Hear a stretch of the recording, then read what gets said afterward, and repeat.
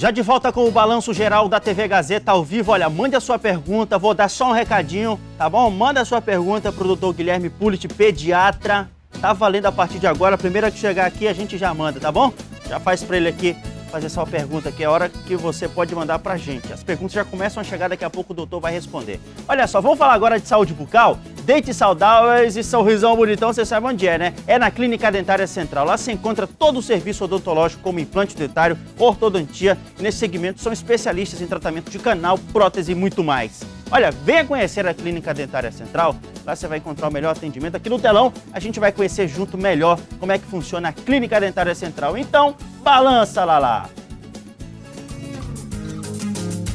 Quer um ótimo motivo para voltar a sorrir? A Clínica Dentária Central traz para você o que há de mais moderno em implantes dentários.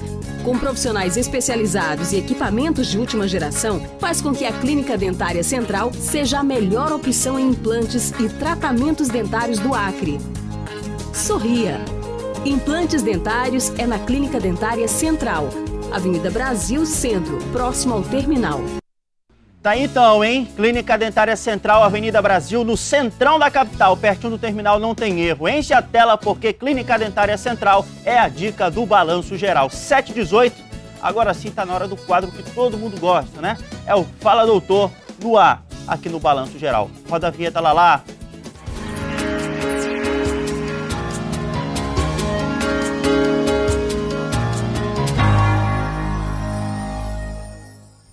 E a gente já recebe aqui, doutor Guilherme Pullit. Fica à vontade aqui, doutor. Bom dia. O senhor já é de casa, não vou deixar mais nem boas-vindas, porque você já é de casa, né? Isso, obrigado. Doutor Guilherme, sempre prestativo com o Balanço Geral. Muito obrigado, doutor.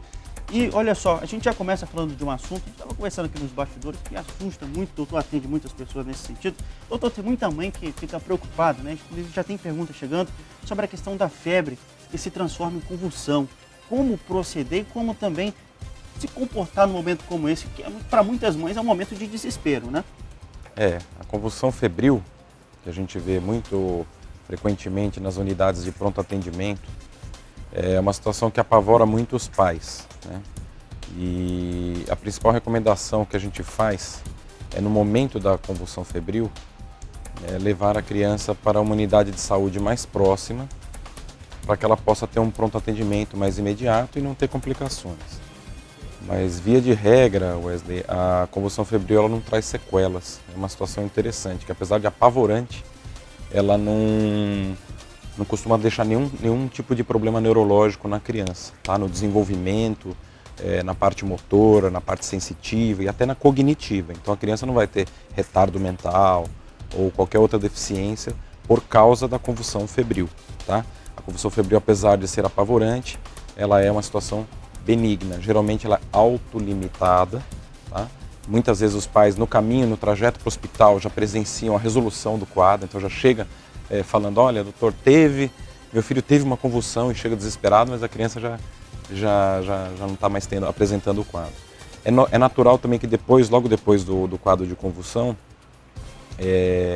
a criança fica um pouco sonolenta, e quando ela desperta como se nada tivesse acontecido. Isso é o que acontece na esmagadora maioria dos casos, tá? Eu, graças a Deus, não presenciei nenhum óbito de criança que teve convulsão febril.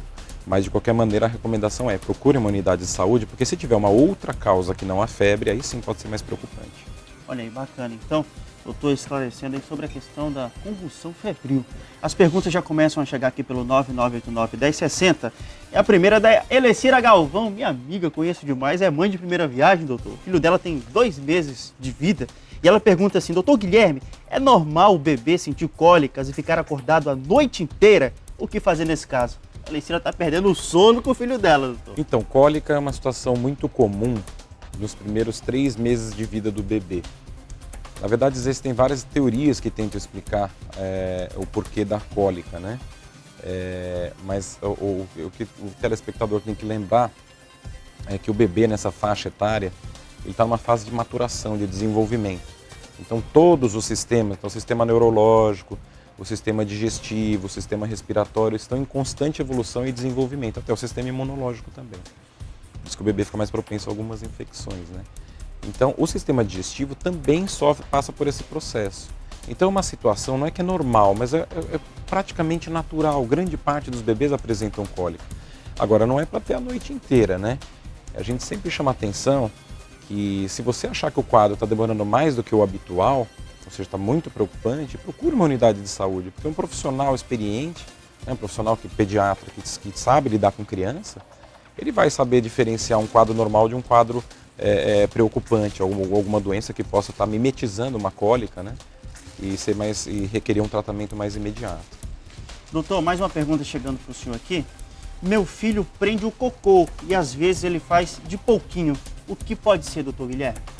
Bom, então, os quadros de obstipação na infância, ou seja, intestino preso, né, prisão de ventre, alguns falam popularmente, né, tem em sua maioria das vezes tem como causa um erro alimentar, né? Então uma dieta pobre em fibras e muito rica em guloseimas pode favorecer esse quadro de obstipação intestinal crônica que a gente fala. Há também que se levar em consideração a possibilidade de ter uma história familiar, né? Muitas vezes o pai ou a mãe, ou às vezes ambos, passaram pelo mesmo problema. Então o que a gente recomenda, mais uma vez, procurar um profissional especialista no caso, para ter uma orientação nutricional mais adequada. E em alguns casos, quando só a dieta não resolve, isso não é comum, tá? A maior parte das vezes só a dieta já resolve, ou seja, ajustando direitinho a dieta da criança, o que ela vai comer, com a quantidade de fibra, suco, fruta, legume, isso geralmente já resolve. Olha, a pergunta da Rosa agora. Bom dia, doutor Guilherme. Gostaria de saber se é normal a criança do sexo masculino ter retardo de fala. Me refiro a uma criança de 2 anos e 7 meses que não fala. Quer dizer, ela só fala papai. Tá. Temos que levar em consideração vários fatores. Primeiro, se é uma criança que é filho único, né? E se já frequenta escola, creche ou alguma unidade desse jeito. Porque é natural, Wesley, que os primeiros filhos, vamos dizer assim, quando não frequentam escola ou creche, eles levam um pouquinho mais de tempo para desenvolver a fala. Fala alguns termos isoladamente, já era para estar falando 2, 3 sílabas e quase falando uma frase já inteira, por completo, mas isso pode se atrasar um pouquinho por ser primeiro filho e ainda não está na escola. Quando é o segundo ou terceiro filho, já tem o estímulo dos mais velhos e naturalmente o desenvolvimento da fala vem mais rápido, ou quando frequenta escola ou creche também. Olha, uma pergunta chegando agora interessante do nosso amigo Evangelista. Ele diz que é fã do Balanço Geral. Obrigado, Evangelista. Ele diz assim: bom dia, doutor. Gostaria de saber do senhor se quando assopramos uma papinha para a criança, se isso faz mal devido aos micro-organismos que estão na saliva do adulto. No entanto, a criança tendo contato cedo com esses micro-organismos, se isso faz a criança ficar imune quando ela crescer. É mito ou é verdade, doutor, isso? Olha, é mito, né? Eu não recomendo ficar soprando a papinha da criança, nem compartilhar talheres, né, com a criança, porque principalmente criança pequenininha, os bebês, né, os primeiros 2 anos de vida. Porque a gente está transmitindo alguns tipos de doenças que podem passar pela saliva. E quanto a essa história de desenvolver imunidade ou não, a gente tem que lembrar uma coisa: faz parte, né, do desenvolvimento da criança ter contato com alguns agentes infecciosos e desenvolver anticorpos. Faz parte também dos primeiros anos de vida essa maturação, ou seja, esse amadurecimento do sistema imunológico. Então é natural que a criança esteja mais propensa a pegar alguns tipos de infecção. Se a gente puder evitar que elas venham mais precocemente, melhor, né? Eu acho que isso pode ser deixado para mais tarde. Então, evitar. Eu recomendo que evite, porque senão a gente pode estar levando algumas doenças mais sérias, né? Algumas bactérias que estão na nossa boca que não causam mais doença na gente, mas que podem trazer doenças sérias para as crianças. Olha, a gente perguntando para o senhor, o que é bom para combater afta? Afta tem que ser investigado, né? Existem diversas causas e muitas vezes a gente não consegue nem descobrir a causa específica. Tem pessoas que têm tendência a desenvolver aftas. Então, em primeiro lugar, descartar algumas doenças que são autoimunes, né, que podem causar aftas recorrentes. Estomatites, né, que são infecções comuns principalmente na infância e aparecem várias aftas na boca, são extremamente dolorosas, podem vir com febre. E por fim, aqueles casos que a criança tem uma sensibilidade maior à acidez de alguns alimentos que podem predispor à formação de aftas. Ok, conversei aqui agora com o Dr. Guilherme Pulit, pediatra. Doutor, tem tantas perguntas aqui, se o nosso tempo fosse maior eu iria fazer para o senhor, mas já fica o convite para uma próxima oportunidade para responder a dúvida do balanço dos telespectadores do programa. Estou à disposição, um abraço a todos os telespectadores. Doutor, muito obrigado pela sua participação. Okay. Seja bem-vindo mais uma vez aqui, tá bom? Ao balanço. Obrigado.